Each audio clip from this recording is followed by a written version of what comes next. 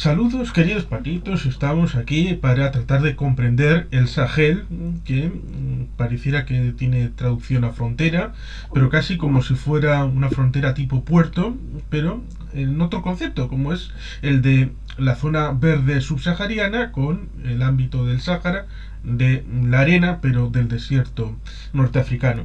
Tenemos la suerte de contar con Jaime Gil, experto en el ámbito africano, con quien ya tuvimos algún conversatorio previamente, y Mariano López de Miguel, de momento el medalla de oro en conversatorios en este canal, y muy agradecido que estéis tanto uno como otro. Si queréis hacer una pequeña presentación. Bueno, si quieres Jaime primero, por mi parte, encantado. Muchas gracias, Juan Carlos, por invitarme. Pues me llaman los temas africanos. Aquí en Madrid pues me estudié el máster de la Autónoma, que lo recomiendo aquí mucho, de estudios africanos. Bueno, yo creo que es de lo más avanzado, sobre todo, que hay en España, así, sobre estudios africanos, y muy interesante. Y nada, un placer, y gracias por traer estos temas a YouTube y poder hablar sobre estos temas para que la gente tenga más conocimiento. Mientras vamos hablando, voy a dejar por ahí una infografía que gracias a un amigo que se llama Jacobo Ramos en Twitter, la ha elaborado con 23 imágenes. Ciertamente puede ser sugerente o no, pero ciertamente el tema de Níger no es algo nuevo exactamente, porque ahí tenemos el asunto de Burkina Faso y de Mali, con golpes de Estado, disensiones internas y además con todas las causas estructurales que normalmente suelen olvidarse, y más en un mes de agosto falto de alimento noticioso, y por lo tanto tal vez por eso ha tenido cierta presencia en medios el tema de Níger, en este caso, en este año. Bueno, por mi parte comentar, lo primero fundamental, que muchas gracias de estar en tu canal de nuevo, Juan Carlos. Bueno, agradecer de nuevo todo lo que se puede sacar de una zona que está en constante. Yo diría, no sé si coincidiréis conmigo, con Jaime, por ejemplo, y Juan Carlos, en que es una zona quizá incluso más volátil que Oriente Medio, que hay que decir.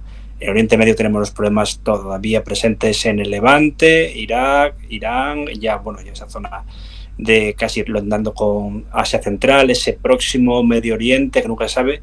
Pero claro, aquí en Níger estamos hablando de uno de los países con mayor extensión geográfica de toda África, un, digamos, nexo entre el Sahel y ya las grandes zonas de África Central, y unido todo ello, pues quizá deberíamos hablar también de que de esas zonas volátiles ha sido la juventud, a pesar de los diversos golpes de Estado que sufrió, pues unos, digamos, ejecutivos estables y un conato de quizá de elecciones democráticas, ¿no?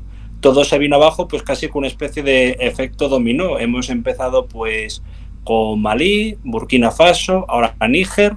Níger encima con el problema de que la caída, para mí, vamos, de lo que era la antigua potencia colonial como es Francia, y por una parte llegando un soft power como es China, de modo económico, como bien conocemos, y un hard power reconvertido en punta de lanza del Kremlin, como es el grupo Wagner en todo África, ¿no? No sé qué opinará Jaime de ello. Sí, bueno, sobre esto último está claramente, o sea, estoy muy de acuerdo contigo. El power chino es, bueno, un colonialismo económico más silencioso, pero al fin y al cabo, pues bueno, China no quiere intrometerse en las cuestiones políticas de África. Siempre ellos tienen muy claro lo que quieren lograr, ¿no? En África, que es, bueno, pues su expansión de su economía, y ven a África como un aliado comercial, y ellos no quieren posicionarse en sobre ningún gobierno ni nada. Ellos simplemente van a hacer negocio y fuera, ¿no? Y luego sí es verdad lo que comentabas sobre Rusia, que bueno, entiendo que más adelante lo hablaremos, pero bueno, es verdad que algún profesor mío me comentaba, ¿no? Que también, bueno, pues esta presencia militar rusa en el Sahel también se debe un poco, bueno, pues a que hay población que, bueno, es una zona con pues eso, muchos movimientos terroristas, y bueno, pues la población quiere mayor protección.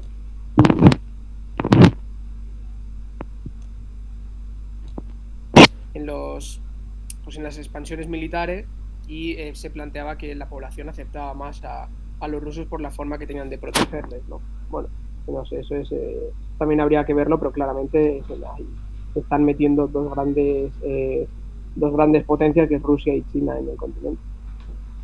Y es interesante también citar lo que es la insurgencia en el Sahel, ¿no?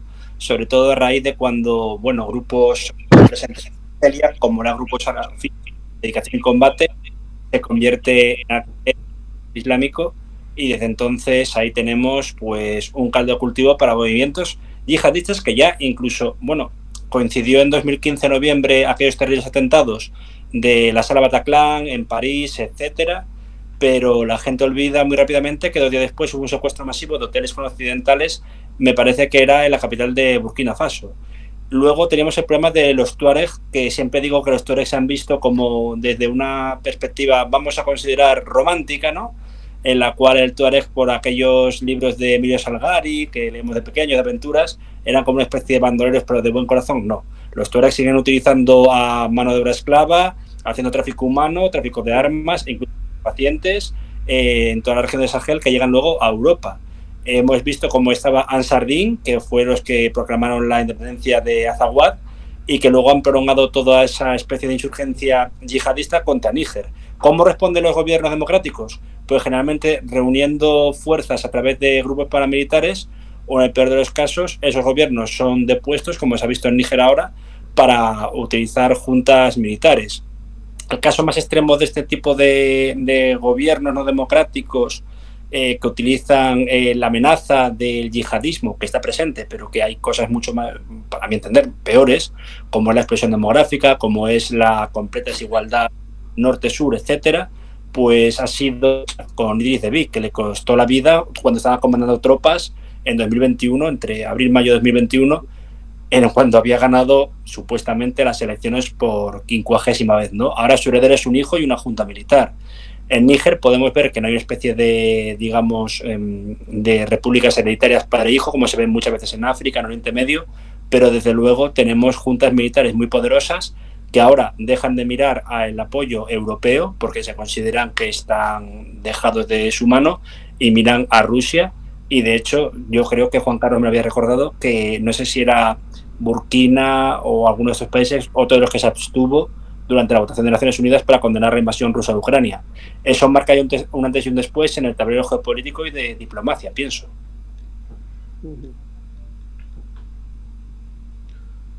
Sí, ahí tenemos... No, iba a decir que ciertamente ahí tenemos varios enfoques, como es el tradicional, pensar en las potencias europeas, Francia, la France-Afrique y todo este elemento, pero fallaríamos si no incorporáramos todos esos elementos de China y de Rusia y la propia determinación de los países africanos de tratar de alcanzar un cierto elemento de prosperidad, cosa que hablamos, Jaime, seguramente te acordarás, respecto a la situación en el ámbito rural y en el ámbito urbano, que es diferencial, teniendo en cuenta también que en el ámbito urbano hay una especie de redes clientelales para mantenimiento del poder, por lo tanto, ciertamente es complicado el mantenimiento de formas democráticas tal y como lo entendemos en Occidente, porque siempre hay servidumbres de paso y por lo tanto ciertamente es complicado cuando por ejemplo hubo ese tránsito de poder en 2021 en Níger que pudiera sostenerse en el tiempo, sobre todo teniendo en cuenta cuestiones un poco más concupiscientes, como es el hecho de que el jefe del ámbito militar iba a ser retirado porque no tenía la confianza del presidente, y ese parece ser el detonante de este golpe de estado en Níger. Sí, claramente es complicado. O sea, es lo que tú planteas, ¿no? Es tener en cuenta yo creo que esa voluntad por parte de los pueblos africanos de intentar lograr, ¿no? Esta descolonización, bueno, no descolonización, sino independencia real, ¿no? Porque siguen estando, ¿no? Sujetos a poderes, bueno, poderes y acciones exteriores. Pero claro, es complicado cuando su estructura democrática, su estructura política se está sustentada, pues eso, en lo que tú dices, más redes clientelares y demás, ¿no? O sea, no podríamos pasar por alto que el problema también es interno, no solamente externo, pues de la acción que hacen los países pues, europeos, Rusia, China, Estados Unidos sobre el continente, sino también ciertamente hay un problema interno, ¿no? Un problema entre los propios países y las formas que tienen de sus gobiernos y de esas redes que se han ido creando fruto del colonialismo, ¿no?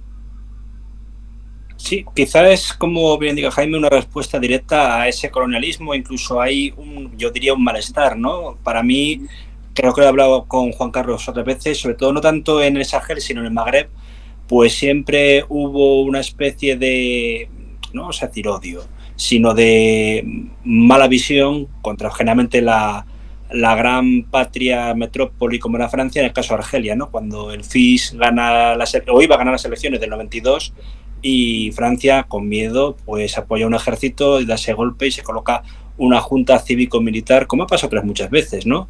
Como ha pasado también en golpes en soft power, como hubo en África, me parece que fue en Benín, etcétera. Luego esa especie también de miniguerra que hubo en Sierra Leona, que hubo muchísimos muertos, el caos de Liberia. Es decir, África sigue siendo un continente desangrado, sobre todo por sus recursos naturales, etcétera. Hay otros conflictos que obviamente no se hablan, como habéis citado antes, como son la República Democrática del Congo. También se podría decir en parte que tiene un spillover sobre lo que es tanto, yo diría, Uganda como países limítrofes, como también puede ser, pues, creo que llegó ese conflicto hasta Botswana, si no me equivoco.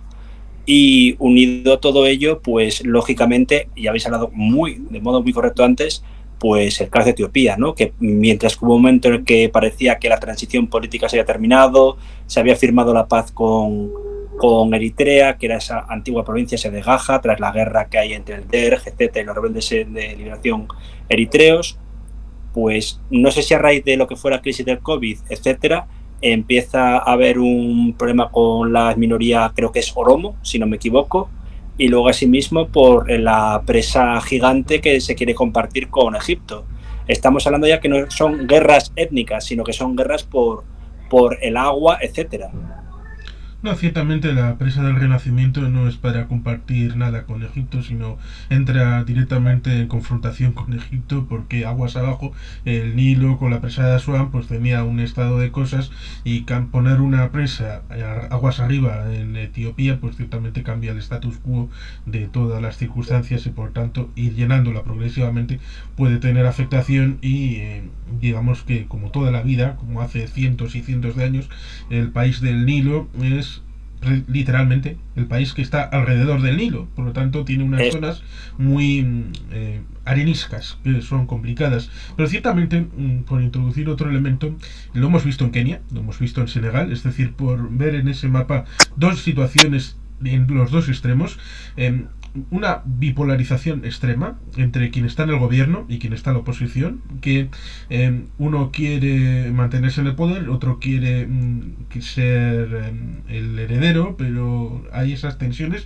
y en Senegal lo vemos y puede tener influencia que el ECOWAS, en donde está Senegal, pues ciertamente quiere aparar ese elemento de Mali, Burkina Faso, ahora Níger, porque saben, y le pasa también a Nigeria, porque ha tenido un historial de golpes de Estado, que evidentemente por demografía, por elemento económico, pues saben que los jóvenes quieren algo distinto, pero no saben los jóvenes que cualquier cambio tenga que significar algo a mejor. Puede haber cambios que te lleven a la edad de piedra, y por tanto ciertamente esa situación tan débil estructuralmente en instituciones, en tema económico, pues siempre es disruptiva y produce estos elementos volcánicos. Sí, claramente, o sea, yo creo que bueno, el continente africano, pues por su periodo colonial, pues fue impuesto, o sea, todo es un poco a que se impuso, ¿no? La forma de gobierno, impuso la división de los pueblos. Entonces tú cuando divides a un pueblo y le haces a un pueblo o le obligas a un pueblo, ¿no? Convivir dentro de unas fronteras, un pueblo que no tiene nada que ver con el otro, pues luego es lo que surgen todos estos conflictos que estamos viendo, bueno, conflictos y sobre todo pues yo creo que se está surgiendo este movimiento de que los pueblos quieren decidir por ellos mismos, ¿no? Yo creo que cada vez, sobre todo los jóvenes del continente, pues buscan unirse a estos movimientos. Es verdad que como tú bien comentabas, son temas también peligrosos, porque es verdad que un cambio a veces no tiene por qué ir a mejor, puede ser cambios que puedan ir a peor, y claramente hay grupos, ¿no?, que pueden estar usando estas... Bueno, está claro, ¿no?, que hay grupos que saben que los jóvenes y la población africana tiene este sentimiento y lo usa pues para favorecer la presencia de estos grupos, ¿no? Pero yo sobre todo, y bueno, ahí en el Sahel lo vemos, yo me ataño a los problemas del continente, a un pueblo que no ha sabido, no es que no ha sabido, sino que no les han dejado decidir sobre su propio futuro. Se le ha impuesto pues desde unas fronteras, se le ha impuesto una forma de organización, una forma de división social, y es lo que vemos, ¿no?, que hay conflicto continuo entre etnias. Es un pueblo que han dividido etnias. Es por eso por lo que surge un conflicto continuo, porque es una división artificial que ellos mismos no han podido definirse, y yo creo que es un poco lo que vemos hoy en día, ¿no? Es estas rebeliones a poder definirse ellos mismos, pero claro, hay que tener mucho cuidado porque hay otros elementos y otros poderes que pueden usar que pueden usar y que usan, ¿no?, esa voluntad del pueblo africano de querer organizarse para ellos imponerse, ¿no? De acuerdo. Perdón, que antes dije Botswana, que me quería referir a Ruanda. Aquí también lo puedo enlazar con lo que ha comentado Jaime de países creados Escuadra y Cartabón, no tanto en este caso, pero sí muy similar a otras naciones de África, como pasó también en Oriente Medio tras el Tratado Sykes-Picot, etcétera. Pero vamos a decir que hay un problema. Quizás no sea el término más correcto, pero vamos a denominarlo problema, y es que estamos hablando de un continente muy grande con una tasa de población rozando el crecimiento natural del 50 al 60%, que parece poco pero es mucho. Estamos, por ejemplo, se citó antes Nigeria va a pasar de tener 245 millones de habitantes actualmente a creo que a 731 millones a fin de siglo. Níger tiene la población más joven del mundo, sí mismo, siendo un país tan extenso, con una población más o menos quizá 2/3 de la que es la española, y también con pues menores de 25 años, donde las actividades económicas se basan casi todo en agricultura, de subsistencia, etcétera. Luego sí está el factor de los recursos naturales o recursos energéticos. Pero recursos energéticos, una vez más, como bien ha indicado Jaime, están en manos de metrópolis o están en manos de grandes corporaciones. Es decir, el potencial de África como no solo como las Estado-nación que lo conforman, sino también como continente, podría dar 1000 vueltas al viejo continente como es Europa, pero es que no se permite ese despegue, sea por golpes de Estado, apoyados por una u otra parte de lo que se llamó los conflictos bipolares, ¿no?, en un mundo multipolar. Luego, unido a todo ello, las severas crisis unidas a cambio climático. Estamos hablando de que una de cada 3 naciones en África sufre problemas de abastecimiento de agua, alimentos, ahora más aún con el problema del grano y del trigo por el embargo ruso al grano ucraniano, lo que se llamó la despensa Europa, podemos decir en muchos casos de casi el mundo. Y por último, un problema en el cual pues las diversas organizaciones supranacionales que van desde la ONU hasta la Organización de Estados Africanos, la Organización de la Conferencia Islámica, etcétera, nunca se ponen de acuerdo. Y claro, eso ha causado un malestar entre la población generalmente joven que apoya o bien movimientos rupturistas, pudo ser en Egipto los hermanos musulmanes, la rama, digamos, que se intentó, no voy a decir secularizar, sino institucionalizar, como fue el Partido de la Justicia de Morsi, para que luego acabase habiendo un golpe para ciego muy similar al de Níger, cuando Morsi iba a destituir a su jefe de Estado Mayor, que era el actual presidente, el Sisi. Veo similitudes, no digo que sean iguales, pero sí que hay similitudes en todos estos golpes, en todos ataques, etcétera. Sí, claramente es lo que comentas, ¿no? O sea, yo creo que la integración, yo creo que África, el futuro de África, aparte de que es eso, una población súper joven, ¿no? Es un contexto completamente distinto al de Europa, y es eso, ¿no? La integración africana, la integración regional no termina de producir, ¿no? Es verdad que se van produciendo pasos, pero yo creo que el continente africano pasa, el futuro del continente, yo creo que pasa por la integración entre los propios pueblos del continente.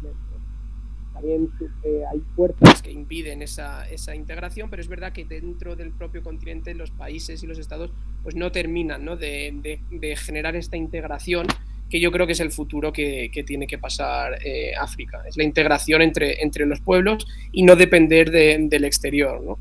Y bueno, ya sobre los recursos materiales que comentabas, ¿no? Es la maldición de los recursos. Y pues eso, no depender del extractivismo, no depender de las empresas, tener la fuerza para no depender de esas empresas, para poder plantar cara a esas empresas, y yo creo que eso solo pasa básicamente por la integración entre los propios pueblos. Sí, y creo que Juan Carlos mandó a través del chat ahora de que la Unión Africana ha suspendido a Níger, ¿no? Me pareció leer. Sí, me ha enviado un mensaje que ciertamente es noticia de recientemente. La Unión Africana suspende a Níger por el golpe de Estado y sanciona a miembros de la Junta. Suspendió este martes indefinidamente a Níger de todas las actividades hasta restauración efectiva del orden constitucional, lo cual ciertamente puede llevarnos a pensar que tal vez, cosa que ya se estaba haciendo a nivel más comarcal o regional, por decirlo, entre algunos países más próximos, que es precisamente por lo que el ECOWAS ha salido con una cierta ausencia de tibieza que podía ser típico de otras épocas.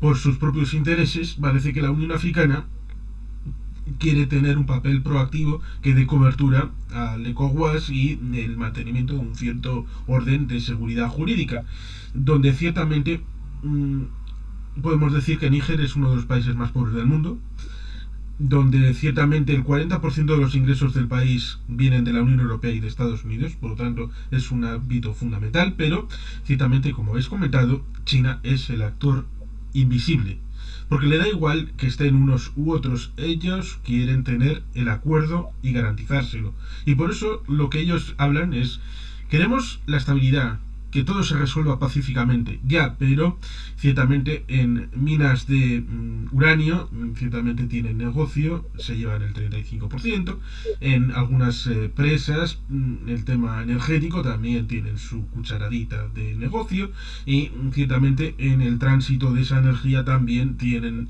parte de negocio, por lo tanto ciertamente tienen muchos intereses en Níger y en el entorno, como para ser ajenos como a veces parecen ser. Y a veces nos fijamos en Francia, pero olvidamos que en la ruta de la seda africana tiene sus ramales a la hora de establecer conexiones con esas élites a las que se quiere cambiar el chip, porque China llega y dice: nosotros no somos como los europeos que vienen con prejuicios acerca de derechos humanos, no. Nosotros queremos estabilidad, sea la que sea, pero que estéis estables. Derechos humanos, ¿qué es eso? Y si hay algún tipo de problema, pues ya lo pagará alguna empresa china que tenga superávit por aquellas que sean deficitarias. Y si necesitáis mano de obra, hay unos cuantos chinos que pueden venir temporalmente a hacer cosas, no os preocupéis. Y aparte de todo ello, no sé si conocéis este factor, ya el soft power chino se habla de que es desde 2000, boom de construcción en países que habían estado arrasados tras guerras civiles, como podía ser la propia Etiopía, para reconstrucción de la capital, Addis Abeba, también ocurría en Eritrea y Somalia. Pero sí, porque un día en Addis Abeba, que es donde está la sede de la Unidad Africana, se dieron cuenta de, ahí va, que aquí hay unos cuantos chismes chinos para escuchar. Exactamente, dispositivos de vigilancia, ¿no? Eso es un hecho, pero también ya desde años 70 en Kenia hubo una gran presencia tanto del espionaje chino como de inversores chinos. Estamos hablando de la última fase de la Revolución Cultural, ya era cuando Deng Xiaoping había purgado a todos los rupturistas o al grupo de los o pro-maoístas, ¿no? Que preferían esa involución que en vez de una evolución a la manera china, lógicamente. Pero se empieza a hacer negocios en África y en aquellos instantes el principal rival que había en África no era Estados Unidos para invertir, sino el Estado de Israel. Y hubo bastantes conatos de ataques entre el Mossad y el Directorio 5 de la República Popular China. Unido a todo ello, sí, desde luego, China hace ese soft power, el hard power, como dije anteriormente, que quizá me confunda, lo veo en manos de esa extensión geopolítica de Rusia, que es el grupo Wagner, pero es que el grupo Wagner dicen, no, ahora el grupo Wagner en Níger tras lo que ocurrió en Ucrania, en Siria. Oiga, no se confundan. Mozambique, en el instante de que el gobierno estuvo a punto de caer por la ofensiva de Estado Islámico en el sur del país, se recurrió al grupo Wagner, y hablo del año 2018, hace 5 largos años, ¿no? Largos o cortos, depende del punto de vista que se vea. Pero claro, tenemos aquí esto, y tenemos que hablar también de la presencia de países árabes que quieren invertir, como por ejemplo es Arabia Saudí, para romper su dependencia de solo vivir de la exportación de crudo. Arabia Saudí también es una presencia en África muy potente, como inversor, no como otra cosa. Pero claro, hay que tener en cuenta que también que Níger tiene una gran población creyente, musulmán, sunita, en la cual, por ejemplo, Siani, digamos ahora el líder del país tras el golpe de Estado, ha declarado que una de las primeras cosas que va a hacer es el Hajj a la Meca para dar gracias a Dios por haber logrado quitar de en medio a un líder para él despreciable como era Mohamed Bazoum, el presidente electo democráticamente. Esto creo que marca un antes y un después, y obviamente que la Unión Africana, tras todo lo ocurrido en Somalia con la misión por tropas etíopes que desembocaron en un fracaso para expulsar a los tribunales islámicos, puede pensar de que tenemos de nuevo, y perdón por repetirme, una nueva visión geopolítica de lo que ocurre en la zona. Sí, claramente es lo que comentas, y muy interesante la presencia china en el continente. Yo recuerdo cuando visitábamos Addis Abeba, pues cada vez se veía más, ¿no? Estos inversores chinos de empresas privadas que iban a visitar Addis Abeba, y claramente China se está introduciendo poco a poco, está comprando África de forma sigilosa a través de su presencia. Mira el ferrocarril que ha instaurado en Etiopía. Ellos ven claramente que la población china cada vez está incrementando y necesitan externalizar sus producciones, y ven en África una posibilidad muy barata, muy asequible, y donde no les van a poner ninguna pega, porque ellos, el continente africano, pues lo acepta, ¿no? Entonces, es verdad eso, hay cada vez una mayor inversión de China en infraestructuras, para China poder abastecerse, ¿no? Ir creando estas redes, carreteras, luego lo que has comentado, ¿no? En la ruta de la seda de China, que claramente está África, aunque no se habla, pero claramente tiene un punto en África, ¿no? Y pues eso yo creo que el continente tiene que tenerlo en cuenta. Ahí yo creo que vemos un poco que pues claramente los grandes poderes del continente pues no creo que estén actuando de forma independiente, y claramente estarán actuando por intereses propios. Y yo creo que ahí es donde el continente tiene que tener una mayor integración. Otra vez, la Unión Africana yo creo que es el camino a seguir para que el continente pueda tener mayor voz y poder exigir también lo que quiere y lo que no. O sea, yo creo que es verdad que se puede beneficiar de ciertas inversiones del exterior, pero hay que tener cuidado, ¿no? Es como todo. Y yo creo que hasta el momento quizá no se esté teniendo cuidado y simplemente se esté dejando pasar a un gigante por encima tuyo. Claramente te va a tener la soga atada al cuello y va a ser muy complicado, ¿no?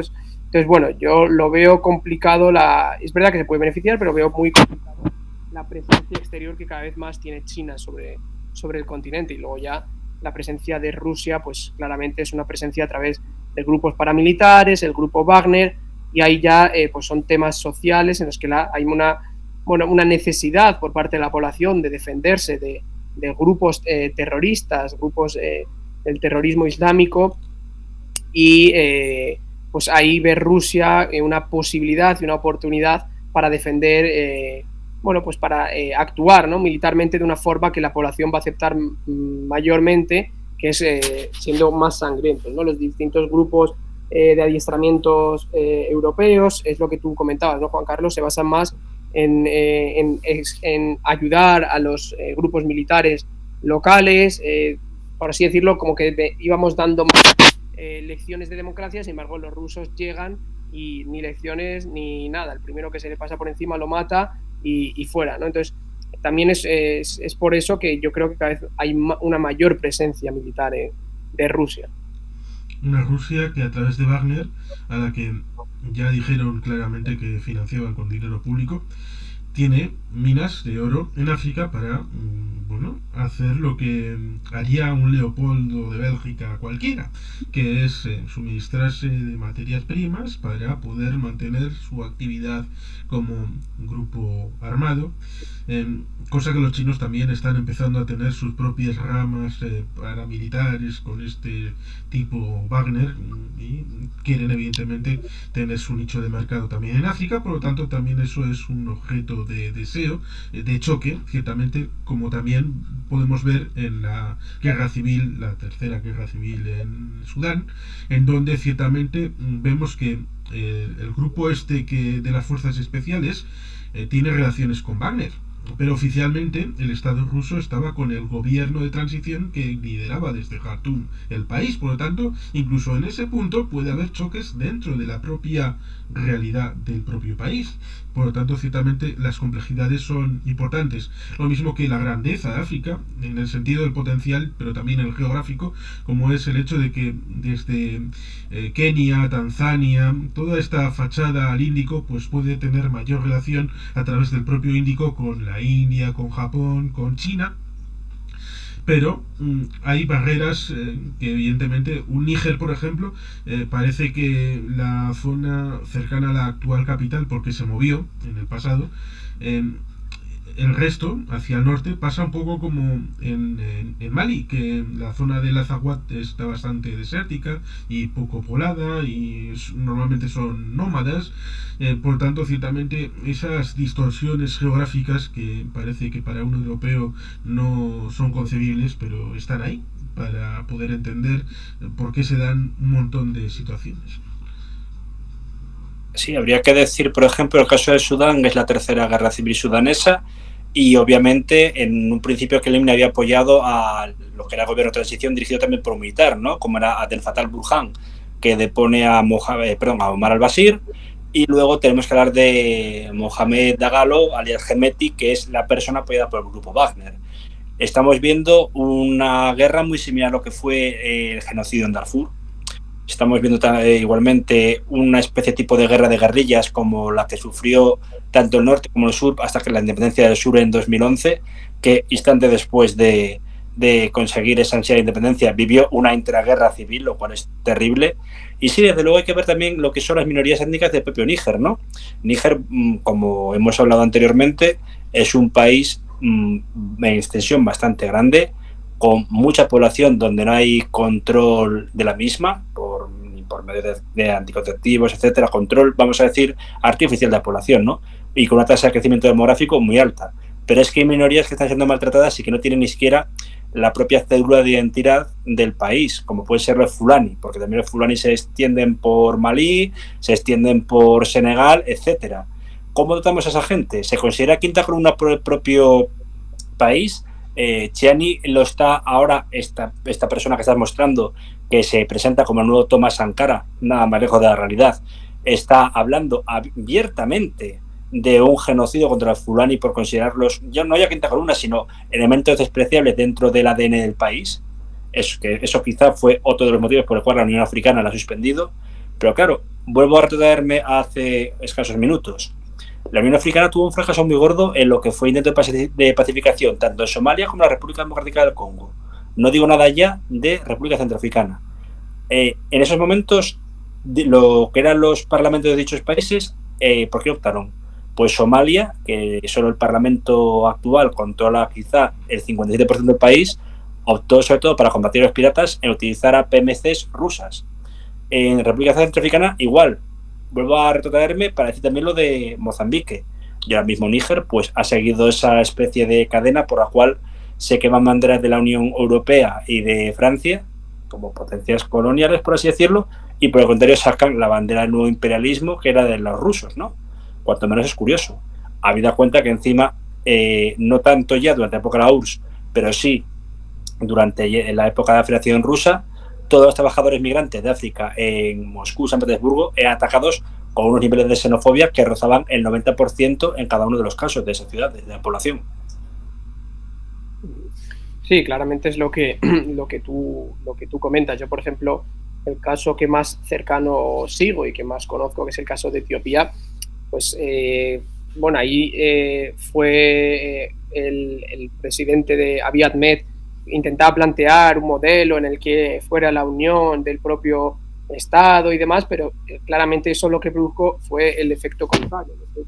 Produjo que, bueno, pues que la división étnica se incrementase, y la guerra entre las etnias es lo que está surgiendo, es lo que yo también veía día a día entre un pueblo étnico de 20 kilómetros a la redonda y otro pueblo étnico a otros 20 kilómetros a la redonda, ¿no? Yo creo que las guerras entre etnias, guerras entre poblados, que muchas veces también van derivadas, por ejemplo, yo lo que vi eran que muchas veces iban derivadas de propios recursos, sobre todo en la zona entre Sudán y Etiopía, ¿no? Allí había bueno, distintos proyectos que bueno, las guerras que se producían entre los asesinatos continuos que se producen, ¿no? Entre las distintas tribus que existen en esa zona, pues nos comentaban que era básicamente por las luchas entre el agua, entre el ganado. Entonces, bueno, yo creo que es complicado también gestionar a nivel político todos estos países, todos estos estados, sobre todo más cuando son gestionados por marionetas que vienen desde el exterior. En el caso, por ejemplo, de Abiy Ahmed, bueno, pues firma la paz con Eritrea, para mí que es impuesto desde el exterior, posiblemente desde Estados Unidos o bueno, desde potencias exteriores le dan el Premio Nobel de la Paz, y un año después estalla casi una guerra civil, ¿no? en Etiopía. Entonces, bueno, es complicado. Yo creo que estos países, gestionar a nivel político estos países africanos es complicado. Siempre se venía haciendo, por ejemplo, en el caso de Etiopía, de una mayor presencia del norte, bueno, mayor federalismo, mayor, pues eso, integración entre las regiones, que cada región se sintiera representada. Entonces, se intenta imponer un sistema en el que todo sea unificado, todo sea más centralizado, y claro, surgen los distintos conflictos que cada pueblo quiere exacerbar su identidad, ¿no? Entonces, bueno, yo creo que también pasa un poco por intentar imponer líderes políticos, intentar no comprender la situación social de los estados africanos, y, por ejemplo, en el caso de Mali, ¿no? Hay una clara división entre el norte y el sur, el norte en donde se encuentran todos estos grupos étnicos que, bueno, como has comentado, ¿no? Los Fulani, todos estos grupos, y luego el sur, que están completamente divididos, ¿no? Están completamente separados, son dos realidades, una zona mucho más urbana, la capital, y están completamente, son dos estados que son completamente diferentes, ¿no? Entonces, si se intenta gobernar un estado sin tener en cuenta, por ejemplo, la capital Bamako, que está en el sur, si no se tiene en cuenta la realidad del norte, pues lo que puede surgir es una gran insurrección por parte de las etnias del norte, ¿no? Entonces, yo creo que es un poco los problemas que tienen los estados africanos, su gran diversidad, su gran división, y sí. Los tigraínos, los oromo, ¿qué es lo último que ha pasado en Etiopía para que, a pesar de que parezca que no están en el hecho noticioso, porque parece que primero está el tema de Níger, quizá un poquito el tema de Sudán, todavía en el candelero, después de la última situación, que en donde hay una franja que controlan unos que son los de las fuerzas especiales, sobre todo en Darfur, curiosamente con el aeropuerto de Khartoum, y ciertamente el tema de Etiopía parece que no está, por lo menos en la esfera de lo noticioso en Occidente.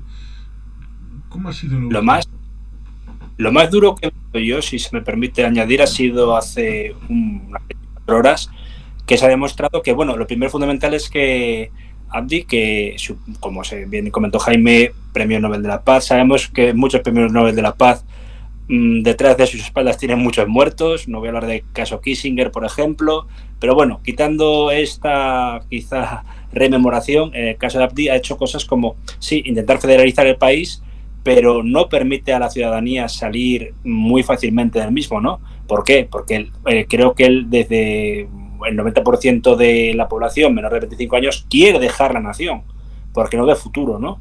Entonces, la última noticia fuerte para mí fue que varios migrantes, refugiados etíopes que intentaban llegar a Europa habían muerto en un cruce de Yemen bombardeados por fuerzas especiales saudíes. durante la guerra en ese país, que por cierto también sigue. Para mí, no puedo decirlo de que Etiopía llegue al nivel de estado fallido, como puede ser obviamente sí que lo es Yemen, sí que lo es Somalia, sí que lo son muchas naciones de África, ¿no? Tampoco voy a decir esto de estados frágiles para no decir estado fallido, pero tiene unos problemas internos muy fuertes a raíz ya desde el año 91, cuando cae ya definitivamente U87, ya cae el régimen de Mengistu, etcétera, pues hay que buscar el pasado más reciente con esa independencia, con el estado transicional hasta que Eritrea se desgaja. Es un país que tiene salida al mar, ahora ya no lo tiene.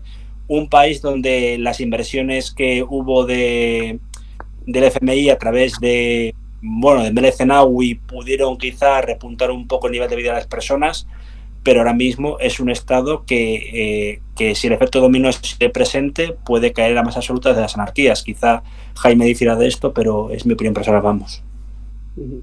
Sí, es complicado. O sea, está claro que es un estado muy grande, hay mucha división. Siempre el norte ha querido recalcar más su presencia política en el estado, en el gobierno central. Y yo creo que es lo que tú comentas, ¿no? Es un estado complejo de gobernar, como yo creo que es un poco todos los estados que son más grandes y con mayor población del continente africano. Creo que Etiopía no sé si es el segundo o el tercero, por ahí va de población a nivel africano. Y sí, hay mucha división étnica. Ahora, como comentaba Juan Carlos, ha vuelto a resurgir otros conflictos en la zona de Amara.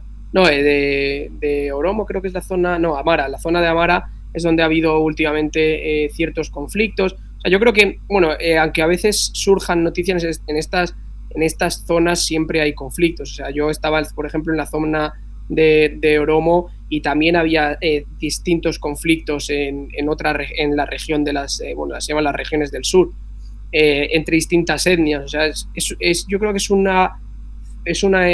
países en los que siempre hay conflictos, pero es verdad que puede haber momentos en los que estos conflictos sean mucho más mayores y puedan llevar a, como bien dice Mariano, a desestructurar el país por completo y ha estado cerca de una guerra civil. Cuando recordéis que estuvieron a punto de llegar a la capital, a Addis Abeba, y ahí sí que se hubiese producido una guerra civil por completo, pero sí que es verdad que son países que hay que tener mucho cuidado y que están ¿no?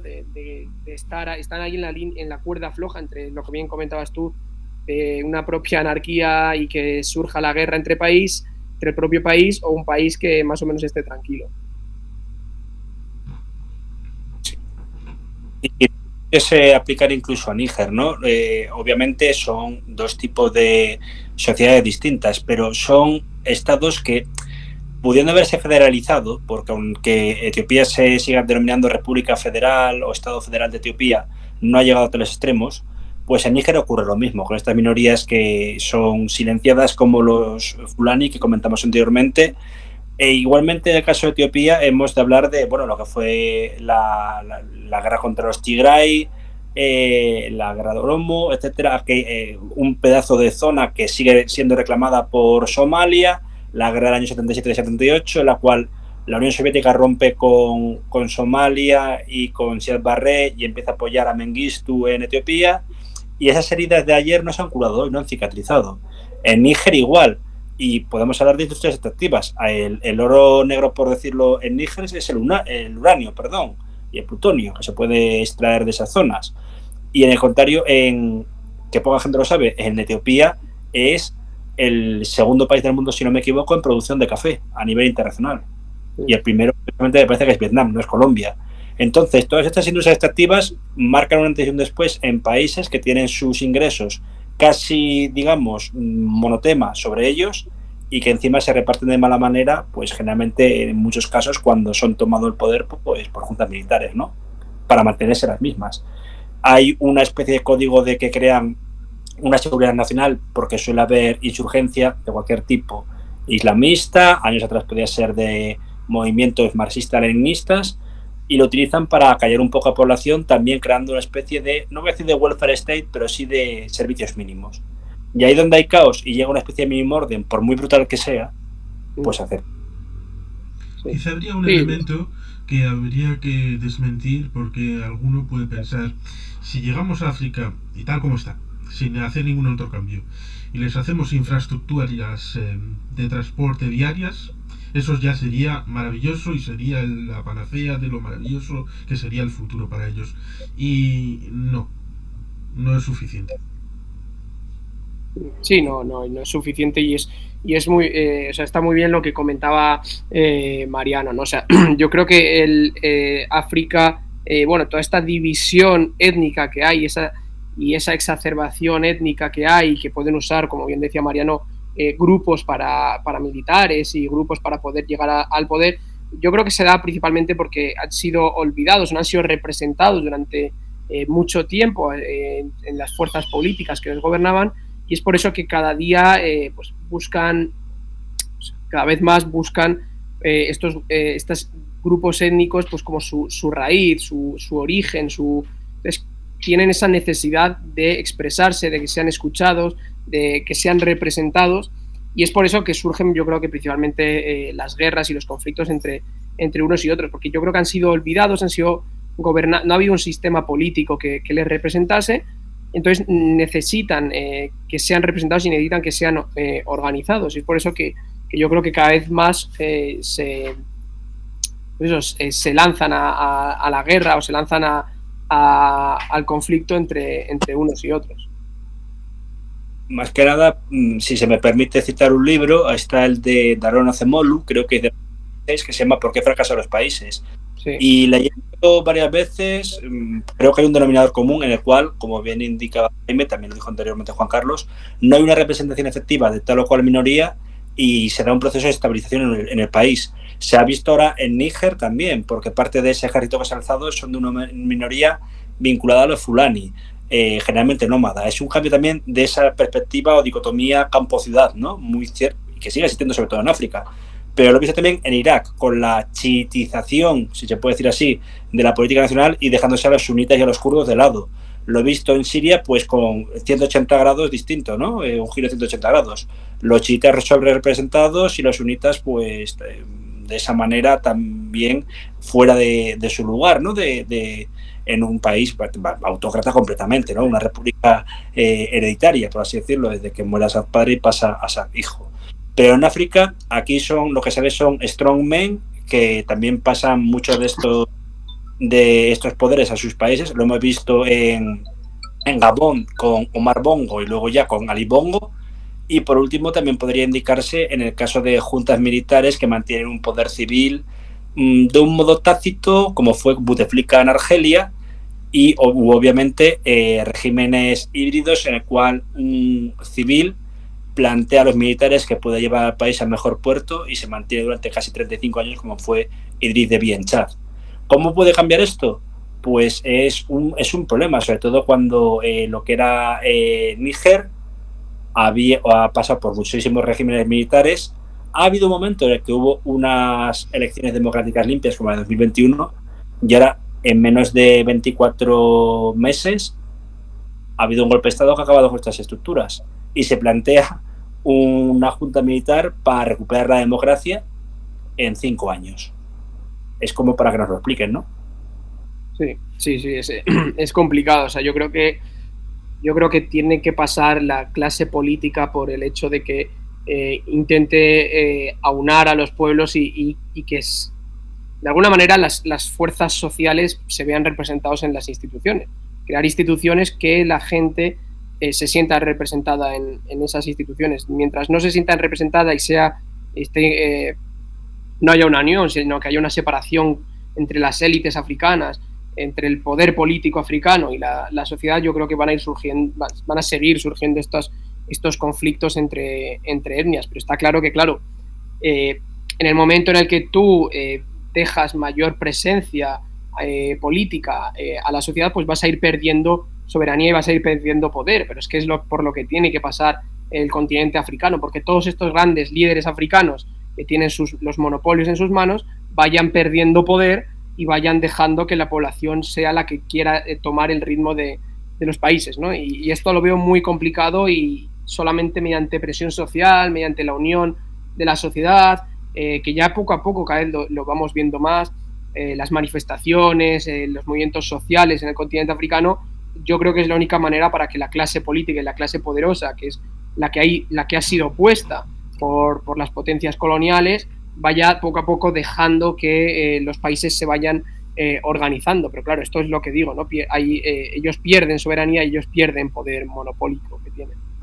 Totalmente. Es algo complicado porque ese tránsito entre una visión de clan utilitarista, que vean efectos inmediatos, beneficios particulares, rápidos, a una visión de país como comunidad con valores compartidos que impregnen esas instituciones que sirvan para fines no tan utilitaristas e inmediatos, sino también compartidos con visión de futuro, lo cual ciertamente nos lleva a paradojas bastante claras respecto a esa situación en África, con la realidad que vivimos en este momento, con esa situación ciertamente en donde pueden llegar smartphones, puede llegar datos, pero a la hora de generar el relato que integre todos esos datos y presentarse al africano medio, pues ciertamente hay complicaciones, sobre todo con esa situación que todavía se tiene de fondo la idea del europeo malo, ya, pero hay otros actores en el mundo que también tienen intereses en África, económicos. Se decía China, a China tampoco le interesan los conflictos religiosos, le da igual que sea suní, chií, ellos van a hacer negocio, ningún problema. Totalmente. Y también debería de, lo sé que lo añado muchas veces, pero hablar de David Kilcullen, no ya en el libro de la guerrilla occidental, sino en el de Fuera de las montañas, la llegada de la guerra urbana, y decía, es que no nos damos cuenta que en el siglo XXI los principales focos económicos estarán en ciudades costeras. Uno, está hablando ya de zonas de Puerto Karachi, etcétera, etcétera, etcétera. Pero también con todo ello en ciudades hiperconectadas. Y decía, Mogadiscio puede ser el mayor caos en África, lo pueden ser también zonas como Addis Abeba, etcétera, etcétera, pero son regiones urbanizadas al 100% con hiperconectividad y donde el discurso del panafricanismo ha caído. Ya no se busca unidad africana, por mucho que se siga citando a Sankara, etcétera, etcétera, etcétera. Se busca poder hacer negocios y que la gente de 20 a 25 años alcance estándares europeos, no digo ya de modo de vida, etcétera, que también, pero sí de sueldos, de poder crear una familia, porque parece tontería, pero en caso de Níger y en otras áreas, no. Ni Níger, Nigeria, etcétera. Pero Libia, un país con una tasa de fertilidad bastante alta y de natalidad también bastante alta hasta los años 90, por los ingresos del petróleo y cuando ya Gaddafi vuelve temporalmente al redil de las naciones desarrolladas, etcétera, etcétera, etcétera, pues el libio medio, para poder independizarse a casa de sus padres, era con 29 años, que era casi visto como una aberración. Entonces, eso es el descontento que también prende la mecha durante la primavera árabe. No es tanto una lucha por derechos sociales, que también, sino por dignidad básica.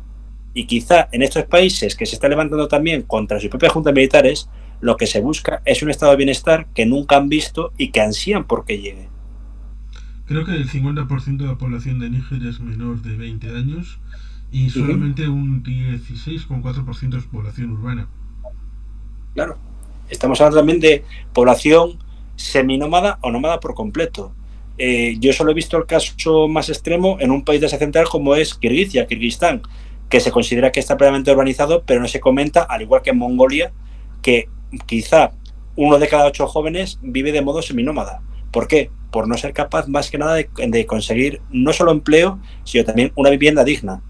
Y esto es una cosa que todos los países de la zona, en África, quiero decir, se han lavado las manos. El intento de crear un estado de bienestar, salvo quizá un poco el estado, perdón por esta comparativa, pero más europeo, como puede ser en términos de transparencia económica, no tanto política y demás, como es Kenia, y hasta cierto punto la Sudáfrica post-apartheid, pero con sus problemas actuales también. El caos más extremo de otro caso, Zimbabue, donde podemos ver, bueno, pues las mayores aberraciones tanto socioeconómicas como a nivel personal.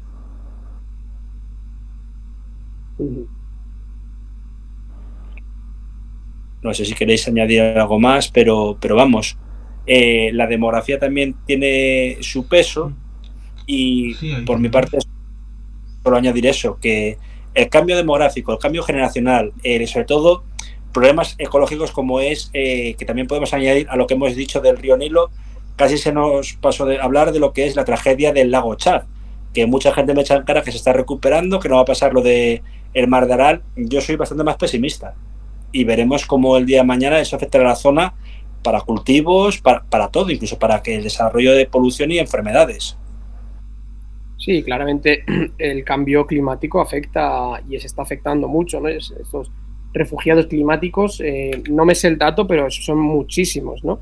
Es gente que tiene que huir de su poblado, de su región, de su país, simplemente por condiciones climáticas. Yo, por ejemplo, cuando iba a Etiopía me contaban que cada vez más, bueno, es una población que depende claramente de las cosechas, una población de subsistencia. Entonces, si tienen ellos cosechas de maíz, me decían que claro, es que no llueve y si llueve, llueve muchísimo, necesitan que haya pues eso, lluvia más moderada y claro, esto les está alterando su forma de vida, su economía, sus producciones y todo esto está empobreciendo a los ciudadanos, ya por no contar todas las zonas que, bueno, se están desertificando, o sea, está empeorando pues, la zona natural y está empeorando la forma de vida, es el sustento.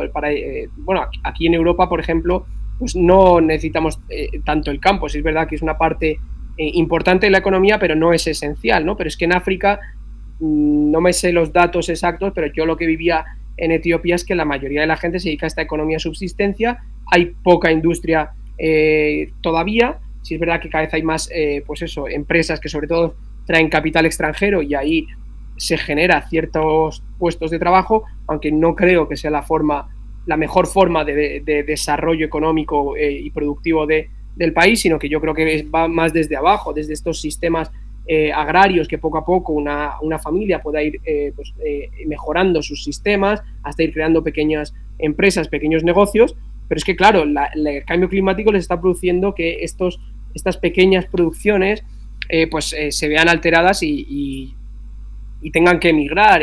Por ejemplo, antes lo comentabais, ¿no? Muchos casos de Etiopía yo conocía que iban a Arabia Saudí, ¿no? Y ahora hemos visto que directamente les asesinan porque emigran a sus países. Muchas mujeres emigran a Arabia Saudí para poder trabajar, pues, sobre todo en tareas de limpieza, en hogares, y luego pues les envían el dinero a sus propias familias. Entonces es eso, todo esto con el cambio climático yo creo que se va a exacerbar más los problemas de pobreza, los movimientos migratorios, la falta de desarrollo económico. Bueno, yo creo que es un problema muy grande que le afecta al continente africano y es lo que se comentaba, por ejemplo, en la cumbre del clima, ¿no? El cambio climático, ¿por quién ha sido producido? Ha sido producido a través de la revolución industrial, a través de todo este sistema económico de producción continua que se ha inventado, ¿no? desde el propio sistema capitalista, y ahora África, que siempre ha estado desconectada y que ha sido extraída de este sistema capitalista, ahora nosotros nos hacéis pagar el precio del cambio climático, ¿no? Entonces, Claro. es interesante. No, sí es cierto que la historia es importante en el ámbito del Ogaden, la guerra de 1978-79.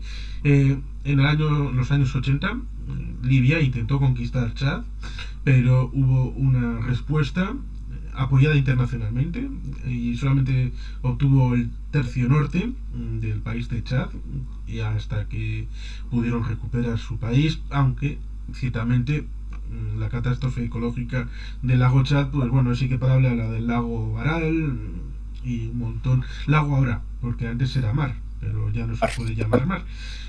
Con lo cual, ciertamente, el marxismo-leninismo también tuvo su importancia en África porque, como se ha comentado, la guerra del Ogaden fue por el marxismo-leninismo y en Djibouti intentaron poner sus posaderas los rusos a finales del siglo XIX en lo que iba a llamarse Nueva Moscovia, con lo cual ciertamente esa situación que suelen decir los putinejos de la URSS enamorada África, Rusia la libertadora África, ya bueno, mucho relato y pocas nueces, y ciertamente ahí vemos ciertamente un elemento que también los franceses En la zona de color rojo, donde están los Hausa, ciertamente era la zona donde estaba la ciudad más importante cuando llegaron los franceses en el siglo XIX, y precisamente por ese juego de las etnias la pusieron la capital en donde está, en la zona, creo que es Aguamarina, diría, y ahí están los Fulani un poquito hacia abajo en color magenta. Con lo cual ciertamente la distribución de poderes pues siempre ha tratado de favorecer a unos elementos frente a otros, y eso es jugar con fuego, porque al fin y al cabo juegas con emociones, con percepciones, con personas que quieren progresar, que quieren beneficiarse, y si se sienten perjudicados, pues ese resentimiento va arrastrándose generaciones tras generaciones y puede prender la llama, sobre todo con esa población tan importante, menores de 20 años, que no han conocido otras cosas, y por no haber conocido las cosas piensan que cualquier cosa puede ser mejor, y están dispuestos a arriesgar más que en otros lugares donde han conocido otras cosas, y digamos que pueden llegar a pensarse mejor a dónde ir. Quizá podríamos decir que son más conservadores. Quizá. Es un hecho. Por ejemplo, lo que es Al Qaeda, la rama del Sahel, se basó mucho en la frustración de los propios jóvenes de tanto de Níger como de la zona de Malí, Senegal, etcétera. E incluso Boko Haram en Nigeria reclutó a población local de Níger, etcétera, como movimiento panislamista que estuvo temporalmente unido a Estado Islámico, aunque hace 2 años a Abu Bakr Shekau, el líder, lo mataron a tiros en un conflicto intraislamista con gente del Daesh.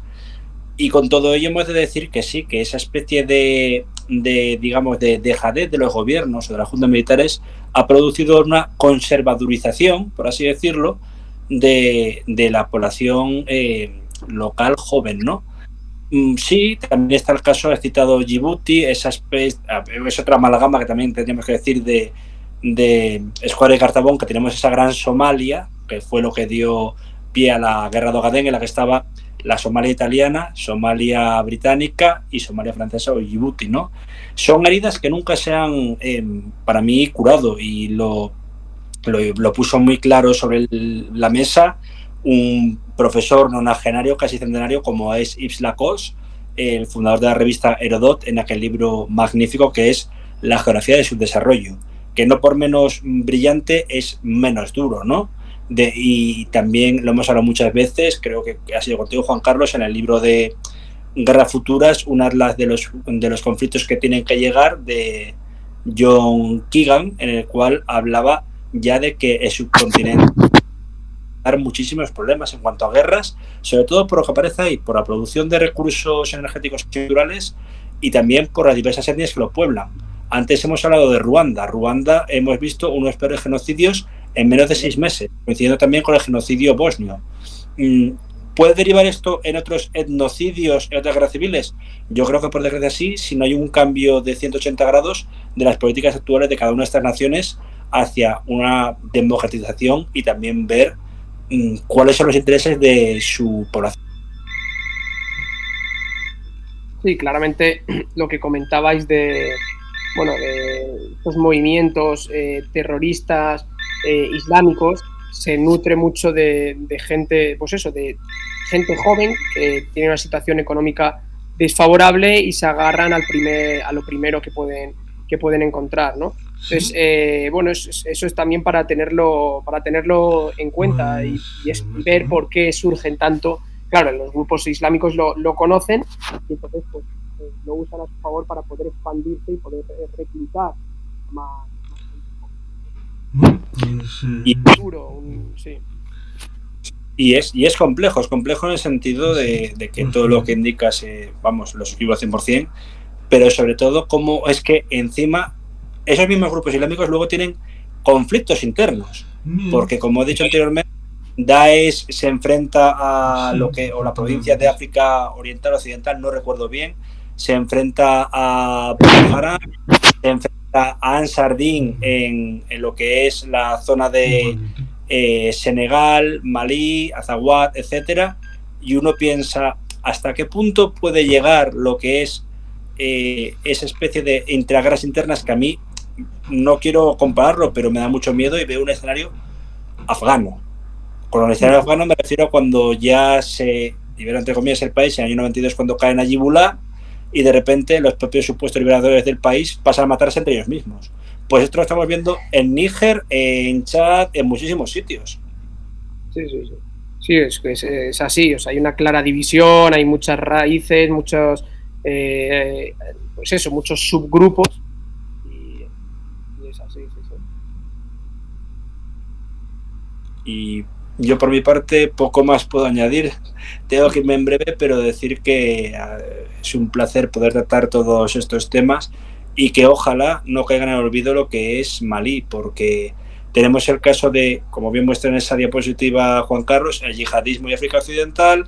Tenemos también los recursos energéticos, y si me permite hacer una pequeña gracieta, pues no hace mucho estaba jugando uno de mis sobrinos con una antigua videoconsola mía a la Call of Duty Black Ops 2, siempre lo digo, y me dice, oye, que aquí en 2025 dice que hay una guerra en África a través de Estados Unidos y China buscando recursos energéticos. Y uno piensa, caray, que para el 2025 quedan 2 años y está a la vuelta de la esquina. Y ojalá esta ciencia ficción no se convierta en una cruda realidad. Sí, está claro. Es sobre todo eso que comentaban de la maldición de los recursos, ¿no? Por ejemplo, antes lo hablábamos, que como la República Democrática del Congo, uno de los países más ricos a nivel de recursos, es de los más pobres, ¿no? A nivel económico. Yo creo que ahí hay un peligro continuo de que potencias extractivistas y potencias exteriores pues pasen, pues eso, se centren en una continua extracción de recursos y luego, por lo tanto, luchas entre ellos, desestabilización de países, bueno, pues muchos factores, ¿no? Es la maldición de los propios recursos. Siempre se dijo, perdón, para ya terminar por mi parte, que con respecto a la República Democrática del Congo habíamos pasado de ver lo que quizá era una zona que podía ser el nuevo Kuwait, y ahora mismo es el caos más absoluto en el que te hacen desaparecer a las personas. Es terrible. Sí.